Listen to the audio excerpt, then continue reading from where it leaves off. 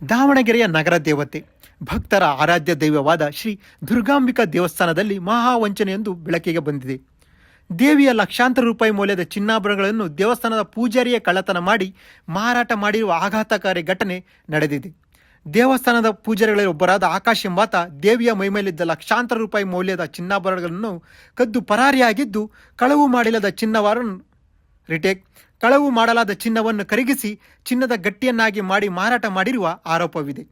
ದೇವಿಯ ಚಿನ್ನಾಭರಣ ನಾಪತ್ತೆಯಾಗಿರುವ ಸುದ್ದಿ ನಗರದಲ್ಲಿ ಕಾಡ್ಗಿಚ್ಚಿನಂತೆ ಹರಡುತ್ತಿದ್ದಂತೆ ತಕ್ಷಣವೇ ಎಚ್ಚೆತ್ತ ದೇವಸ್ಥಾನದ ಟ್ರಸ್ಟ್ ದೇವಸ್ಥಾನದ ಆವರಣದಲ್ಲೇ ಮಾಜಿ ಸಚಿವ ಎಸ್ ಮಲ್ಲಿಕಾರ್ಜುನ್ ಅವರ ನೇತೃತ್ವದಲ್ಲಿ ತುರ್ತು ಸಭೆ ನಡೆಸಿದೆ.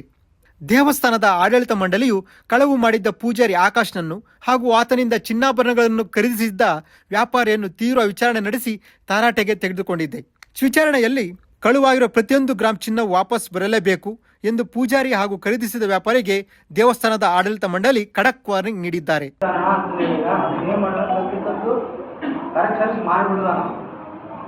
ಅಷ್ಟೊಳಗೆ 4-5 ಒಂದು 2-3 ದಿವಸದಾಗ ಇವರೆಲ್ಲ ಹೇಳಿ ಸೂಟ್ ತರಿಸಿದ್ವಿ, ರೊಕ್ಕ ಸಿಕ್ಕು.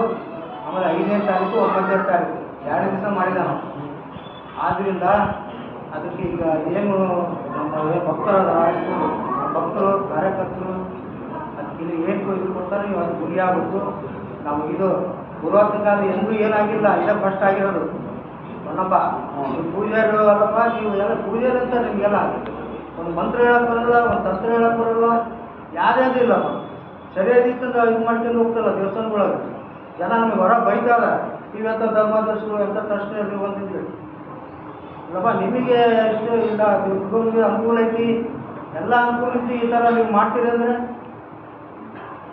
ಸುಮ್ಮನೆ ಚಲೋ ಇದ್ದರಿಗೂ ಕೆಟ್ಟ ನಿಷ್ಠರಿಲ್ವಲ್ಲ. ಹೊರಗಡೆ ಏನು ಮಾತಾಡ್ತಾರೆ ಗೊತ್ತಾ, ಎಷ್ಟು ಕದ್ದವರು ಎಷ್ಟು ಬಿಟ್ಟರು. ಸುಮ್ಮನೆ ಒಳಗಿನೊಳಗೆ ಮುಚ್ಚಾಕತ್ತೀರ. ನೀವು ಕರೆಕ್ಸಿದ್ದು ತಗೊಂಡೋದ್ರಿ, ತಗೊಂಬಂದು ಏನು ಇಡ್ಬೇಕಂತ ಹೋದ್ರಿ, ಅದೆಲ್ಲ ಜನಕ್ಕೆ ಗೊತ್ತಾಗೈತಿ. ಅದು ಮುಂಚೆ ಮಾಡ್ಕೋಬೇಕು ನೀವಲ್ಲ. ಒಳಗೆ ಒಳ್ಳೆ ಇರಪ್ಪ ನೀವು ಅಂತ ಹೇಳಿದ್ರೆ ಅವ್ನು ಬಿಡಬೇಡ ಅಂತಂದು 2 ದಪ್ಪ ಹೇಳಿದೆ ನಾನು. ಸ್ವಲ್ಪ ಬೇಜಾರದ ಒಳ ಬಿಡಬೇಡಪ್ಪ ಅಂತ 2 ದಪ್ಪ ಹೇಳಿದ್ವಿ.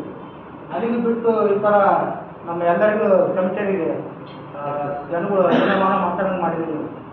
ಅದಕ್ಕೇನು ಹೇಳ್ತಾರೆ ಭಕ್ತರು ಅಣ್ಣರೆಲ್ಲ ಏನು ಹೇಳ್ತಾರೆ ಅದಕ್ಕೆಲ್ಲ ನೀವು ಗುರಿ ಆಗ ಅವ್ರನ್ನ ಖರ್ಚು ಅವ್ರು ನ್ಯೂಸ್ ಅಲರ್ಟ್ ನಿಮ್ಮಿಂದ ನಿಮಗಾಗಿ.